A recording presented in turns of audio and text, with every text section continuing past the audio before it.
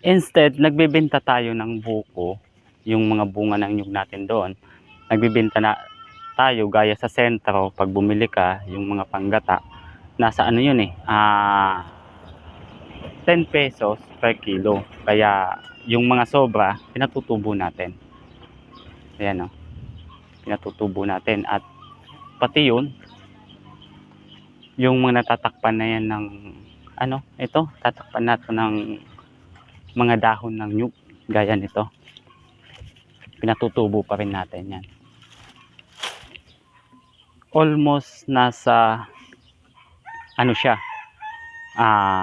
almost nasa 2,000 peraso na siya. Para sa hindi may hilig sa mat, pag binenta mo siya ng 10 pesos per kilo, syempre, konti lang yung kikitain. Pero dito, is patutubuin mo lang siya. Pag sa sentro ng pili, sa sentro ng Naga, makakabili ka nito almost 120. Pag madamihan is 100, matawaran.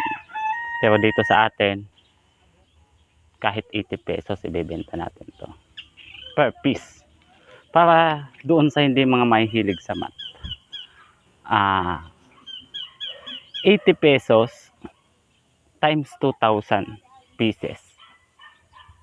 Tingin nyo magkano yun? Diba? Wala ka namang ginawa eh. Yung nalaglag na buko na nyug, pinulot mo, pinatubo mo, sinalansan mo ng maayos, naibenta mo ng mas mahal. Compare doon sa, although nagbibenta din tayo ng yung mga panggatas para sa mga wholesaler dyan. Nagbibenta din tayo, no? Ayan. Natatambak natin. Yung iba, mga nabenta na natin. Kasi although sayang naman itong bahay, yung ginawa natin, nirenovate natin siya, nilagyan natin ng caretaker, tapos, pakalagay natin ng caretaker, so, nagpatubo tayo ng nyug and other businesses. Yung mga passive income. Sa mga nagbabalak dyan na magnegosyo, no? Sa mga nagbabalak na magnegosyo, depende sa capitalize nyo. Kasi siyempre, pag umapply ka ng trabaho, sa totoo lang, hindi ka pa nga natatanggap, gumastos ka na ng 5,000 sa requirements. Ngayon, doon sa mga nagpaplano, no? Umandar yung machine natin. Sa mga nagpaplano magnegosyo, ito nandito yung caretaker natin, kaso nandun siya sa taas, kaya sarado dito. Nandun siya sa niyugan natin, no? Napadaan muna tayo dito to check. Para doon sa mga nagpaplano na may maliit na kapital, pwede kayong magsimula sa ganito, no? Lagay nyo lang sa bahay nyo. Ito, hindi to nauutang. Mantika machine. Kapag hinulugan mo to ng 5 pesos dito, pag yung 5 pesos, hinulog mo dito, yan, yung mantika lalabas dito, di ba? Para naman doon sa may mga may internet kayo sa bahay, di ba? Para makabalik yung binabayad yung buwan-buwan, pwede rin kayo maglagay nito. Piso wifi. Kasi lahat tayo ngayon digital eh. Digital. Ito, sa ganito, almost 8K, makaka-put up ka na nito. Ito naman, almost, kailangan mo, mga 13. Depende pa yan kung ang gusto mong pyesa. Ito kasi is innovated na siya. Pinagawa ko na to. Ito, tingnan mo, tawag nitong, yung coin slot niya, naka-universal slot na siya kasi yung universal slot kasi nababasa niya kahit piso, kahit 20 pesos instead dun sa ibang machine natin. Ito, dun sa mayroong mga maliliit na kapital, ito almost 24,000 to 30,000. Pero kung gusto mong medyo okay yung screen niya, yung server niya, almost mangangapital ka ng mga 30,000 para okay yung touchscreen niya. Pero kung mayroon na din yung mga 19,000 nga mayroon na, kaso yung server lang niya, yung ano. Alam niyo ba 'to kung ano 'to? Yan. Parehas siya nung sa 7-Eleven na kiosk. 'Di ba kung makikita niyo? Yan, kita ba? Medyo maano against the light Ayan. Pwede kang mag-load sa dito, Sky, Smart, mayroon din yan GCash. Coin generated yan ayan. Mayroon pang Signal, Sun. Lahat nandiyan na dito yung paper bill niya. Sisiksik mo. Dito naman yung coin slot niya. Pero generated siya, passive income siya, wala ka namang ginagawa. Kasi pag maglo-load, sila na mismo mag-ooperate. Parang gaya ng 7-Eleven. Kung mag-GCash, sila na rin yung mag-ooperate. So, wala kang ginagawa dyan. No? Medyo boring nga lang na negosyo kasi wala ka namang ginagawa. Pero kumikita ka. No? Pangalawa is ito. Yung umandar na machine kanina sa loob. Ito yun yung air. Ito yung hangin. Pag may napaplatan dyan sa malapit nyo, kusa lang siya. Hindi mo siya kailangang bantayan. Ito, sabon. Coin generated din siya. Di ba? So, ito. Ayan pala yung hangin natin. Set up niyan. Ito yung sabon. Ito din. Alam mo tong ano to? Car wash. Coin generated din siya, di ba? Bulog lang sila, magka-car wash. Tapos, pagka-car wash nila, yung pera, papasok na sa'yo. Papasok sa'yo yung pera. Gamitin mo, sabi ko nga, focus palagi, di ba? Focus on what you have, not on what you don't have. Huwag kayong makikinig dyan guys although mayroon minsan mga negatibong tao sa paligid nyo. Kasi minsan na keso, pag namatay ka, hindi mo yun madadala. Hindi mo nga talaga yun madadala. Pero, may maiiwang kang mga negosyo sa pamilya mo na kaya nilang palakihin in the future. O kaya nilang may mapagkukunan sila. Hindi ka mamamatay na utang ang iiwan mo sa pamilya mo. Kasi ako, ipinut up ko yan is hindi naman talaga para sa akin. Para yan doon sa mga anak ko na in the nearest future, no? In the nearest future kasi hindi natin alam. Lalo nang gaya niyan. Palagi tayong nasa kalsada. No? Kasi dami tayong naasikaso. Gaya ngayon is pupunta tayo ng bank. Is hindi natin alam yung aksidente gaya nung last ilang years na before pa ako lumipad papuntang Saudi. Ay after kong galing Saudi, na aksidente tayo. Buti na lang, hindi ko rin masabing buti kasi naka-aksidente nga tayo. Kasi hindi mo masabi yung aksidente. Medyo namatay yung na-aksidente natin, yung nabangga natin. Siyempre, kung halimbawa tayo yung namatay, kawawa yung pamilya natin, di ba? Kasi tawag nun, wala tayong maiiwan sa kanila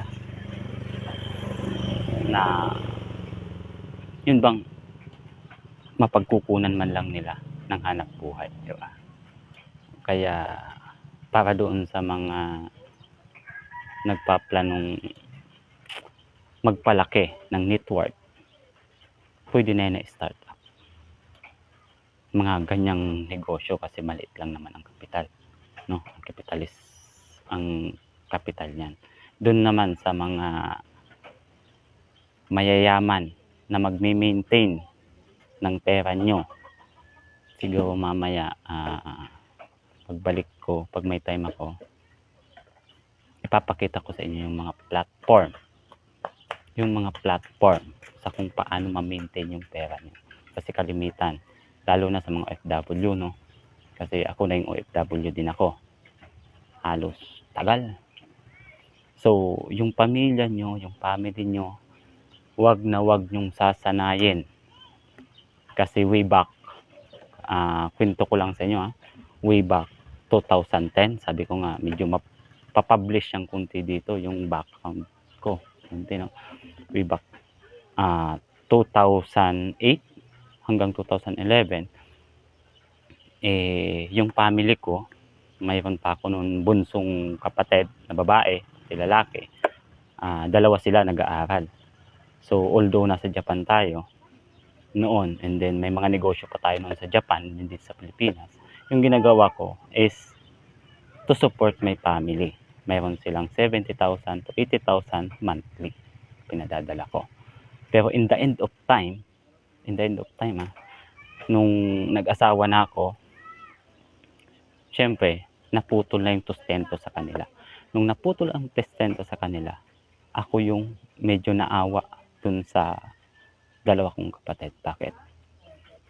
Sinanay ko sila sa comfort zone. Ikaw ba naman? Nag-aaral sila noon is almost pinakamababa nilang baon araw-araw 1,000. Tapos yung shoes, yung sapatos nila, binibili ko sa Japan, ipapadala ko sa Pilipinas, almost pinakamababa lagi noon 15,000, 18,000 sapatos pa lang. Yung bag, yung mga gadget, gamit. So, kaya nung naputol yung sustento ko, nasanay sila dun sa comfort zone nila. Kaya hindi sila nag-progress as a person. At yun, ang ayaw na ayaw kong mangyari sa pamilya ko. Kaya nga, sa mga anak ko, kaya nga, now pa lang, tinitraining ko sila, what is the reality. Kasi maraming, sa totoo lang, yung sumahod ka ng 200,000, 100,000 every month, medyo sa paglipas ng panahon, lumiliit yan. Kasi para lang yun sa pagkain. Yun ang reality. Para lang yun sa pagkain. So, kaya dun sa mga reklamador dyan, yung mga reklamador na keso mahirap ang buhay, na keso dapat magtapos. Example ko sa inyo kasi 2 years ako na 2018 ata yan. Lumabas ako ng Saudi Arabia. Doon tayo doon ako nakaano dati sa Exit 18, Sinaya Diary. Minsan, pag pumupunta ako ng Bata, sa Bata, yun yung parang palengke doon, sa Riyadh. Is talagang marami kang makikita mga OFW na hindi na nakaka-uwi, lalo na yung mga empleyado ng libo-libong engineer, architect, na pag kinausap mo, nagtitinda lang sila ng mani, mga kakanin doon sa sentro. Pero talagang maaawa ka sa kanila. Bakit? Is, nung nagsara yung Bin Laden, engineer ka nga, architect ka nga. Pero yung pagkunento nila, yung buhay nila sa Saudi Arabia, almost, na sila dun ilang taon nang hindi nakakauwi. Yung pamilya nila, mga anak nila, sumakabilang bahay na. Hindi sumakabilang buhay, sumakabilang bahay. Ibig sabihin, nag-asawa na ng iba, yung mga asawa nila. Bakit? That truth and masakit na realidad dyan. Kasi nag-abroad ka para guminhawa yung buhay mo. Engineer ka nga, architect ka nga. Kaso nagsara yung kumpanya na kahit visa pauwi ng Pilipinas, hindi yan na-produce para sa iyo. So, ang tanong, mai-stack up ka sa Saudi Arabia? Hindi ko lang alam kasi nakauwi na ako. Pero hindi ko alam kung hanggang ngayon andun pa rin sila. Pero ayon sa mga nakausap ko noon, parang nawawala silang magana sa buhay nila. Alam mo bakit? Years na Years silang walang maipadala sa pamilya nila. Kasi wala na nga silang mga hanap buhay doon. That is reality. Kahit sinong mga nasa Saudi, ang tanungin mo ngayon, that is reality. Kasi uuwi sila ng Pilipinas, wala na silang babalik ang pamilya. Yung anak nila, sa makabilang bahay na So uuwi ka ng Pilipinas, engineer ka, architect ka. Kung nakasama ka doon, uuwi ka ng Pilipinas. Although, ang gagawin mo lang, ayusin sarili mo. Di ba? Kasi, yung anak mo, ayun na. Nasa ibang bahay na. Yung asawa mo, nag-asawa na ng iba. That food. Pero, may investment pa sila? Wala Wala. Ang tanging natitira na lang sa kanila is pagkatao nila. yung diploma nila as architect, yung diploma nila as a engineer. Pero nagamit ba nila doon? No. No. Ilang taon sila walang trabaho until now. Oh, kung ikaw nasa Saudi o OFW ka, try mo yung mga nagtitinda, tanungin mo, interview, malalaman mo ang reality. Sa mga nasa Japan naman, kasi tagal akong namuhay sa bansang Japan, doon ako mas matagal na nirahan. Doon na rin ako nag-aaral sa kung ano ang buhay ko ngayon, kung ano ang mindset ko ngayon. Doon ako natuto, doon ako nahubog, pati yung pagiging ano ko, workaholic ko, doon na lahat. Kaya guys, kung kaya nyong pagsabayin ang trabaho at negosyo, pagsabayin. Uwi na muna tayo ato. Nakalimutan natin yung ano doon. May nakalimutan tayo doon sa bahay. Dito kasi is caretaker.